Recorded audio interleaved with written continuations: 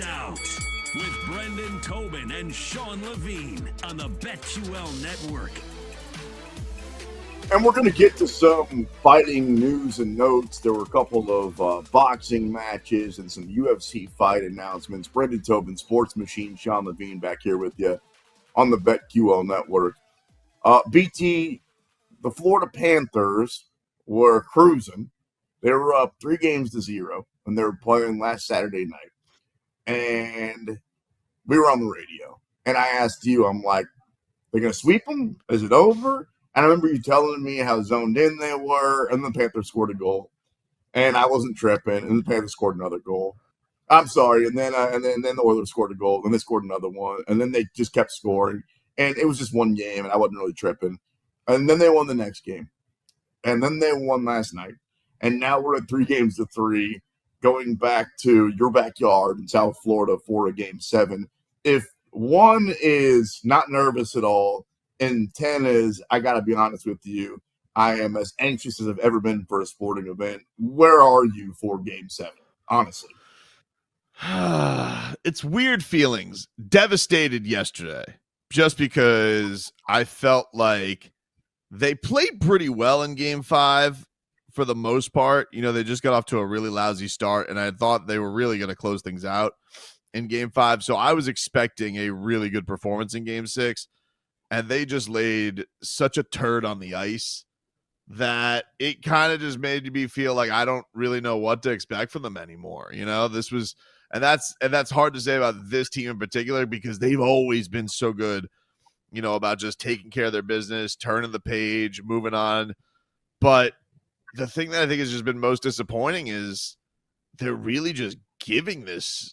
I mean, the Oilers are good. Don't get me wrong. They obviously have tremendous talent with Draisaitl. Connor McDavid's all world, although they didn't do anything yesterday. But like all these turnovers that are getting disrupted and putting them on the break are just it's been crazy, because it feels like they're not even earning it. You know, you're kind of just giving it up to them, and I don't really know what to expect tomorrow, man. To be honest with you, you know, I think You everything. sound a little shook. You sound a little shook. Oh, I'm definitely shook. To say that I'm shook is definitely fair. Because I haven't seen them lose 3 straight, I think probably since January. Like it's a shaken situation. The only thing that I would say is, like, a lot of people, you know, when this comes down to it, they're like, oh, should you change the goalie? Dude, this series would be over wasn't for Sergei Bobrovsky. That's the facts about it. I mean, Sergei Bobrovsky saved Game 3. He shut him out in Game 1. If it's not for Bob, they're done. I mean, they got to look at themselves in the mirror and figure out how come they can't score a damn goal in the power play. So I'm not feeling good right now, man. I don't know about that, because that's like getting into a relationship with somebody and it goes really well for a long time, and then it goes south, and your answer is, well, yeah, but when we were dating, everything was so smooth and so great. Nobody would ever get divorced. Like, I would start Bobrovsky in Game 7 because you have to, but my leash should be as short as a shoelace. It's not his fault though, dude. Like, you can't talk about it. Like, if you give up 3 goals in a game, like, first of all, that's not a bad performance.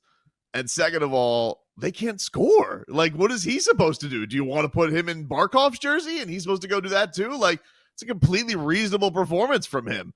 He had the bat. I mean, they obviously got obliterated in Game 4. You almost throw it out. He's like, all right, 8-1 never happens in hockey. Who cares? You know, the start of Game 4 or Game 5 was not great, but I thought he was okay yesterday, especially in the first period before it really got out of hand. I thought that he was pretty locked in up until that terrible turnover. 2 of them are like, you know, he's a 2-on-1 breakaways. Nobody's there to save him. You know, nobody's there to support him because his team is blowing it. So I just think it's kind of like when you pull that out as a team, it's like, this is our last card, and maybe it'll work. But they have so many more guys in that roster to look in the mirror other than their goalie. Yeah, where's John Van Beesbrook when you need him? You know what I'm saying? Brendan Tobin, Sports Machine, Sean Levine. When I give you the odds for Game 7 in a little bit here, I think it's going to surprise you. It surprised me, but let's talk some fighting. Gervonta Davis, last Saturday night, a week ago now, knocked out Frank Martin. Gervonta Davis now, talk about a highlight reel that's kind of starting to build. What do you think makes the most sense for him as far as big fights in the next, say, year and a half? Because he's had a little bit of a weird career where it took him a little while to fight names that anybody would have ever heard of. And then he kind of started doing that, especially when you think of Ryan Garcia in the last calendar year. Big fight against Frank Martin, tune-up fight next or super fight next? It sounds like the lead pony is him versus Lomachenko, that PBC and Top Rank are actually going to do business again like they did with Tyson Fury and Deontay Wilder. And it sounds like that is what we're going to. That's a great fight. I mean, you want to talk about two of the best going right now. You know, the footwork of Lomachenko, you know, the power of Gervonta Davis. I mean, like, the guy's just been in an absolute roll. I mean, it's not only that he's winning, but he's doing it in just such vicious fashion. Nobody can seem to stand in front of him for more than a few rounds. I mean, you know, he's put, after that Isak Cruz performance, he's just put you know, a great 4 fights together with great finishes, great competition. You know, there's not many things you could poke in Gervonta's resume right now. He's been tremendous. I think Lomo could beat him for what you said. Like, the problem is people stand in front of him and end up getting knocked out. In the case of Lomo, he's got the great footwork and the great head movement. I think he'd be a big underdog, but that being said, I think he could beat him. Yeah, it's just a matter of, I think the thing that helps with Lomachenko that will be different from Frank Martin is Lomachenko's been in the big fights. He's arguably been the pound for pound best fighter in the world already. So I don't think that the show of a Gervonta Davis is going to bother him. But it's just a matter of, like, can he hit Gervonta Davis with anything that Gervonta will respect, that he won't continue to hunt him down, find him in a corner, and hit him with something, because it's just been shown right now, like, nobody can seemingly, you know, take that shot, and he seems to just find a great way to execute it. So I think he's definitely a much more unorthodox look. And it's going to be an interesting fight because both of them are pretty slow starters. So that feels like one where there could be a lot of feeling out early on, and then we could have absolute fireworks in the second half of that fight. You mentioned Tyson Fury there in passing. Did you hear what he had to say this week about his fight against Usyk? He said, and I quote, "At times that fight was too easy, and at the end I thought I had it won." I mean, is he still concussed, or what's going on with Tyson Fury? Because I remember him getting knocked around that ring. Yeah, I don't know, man. Look, I could get what he was saying, because there was a portion of that fight he was dominating, and I think that, Until he you know, wasn't. we were here.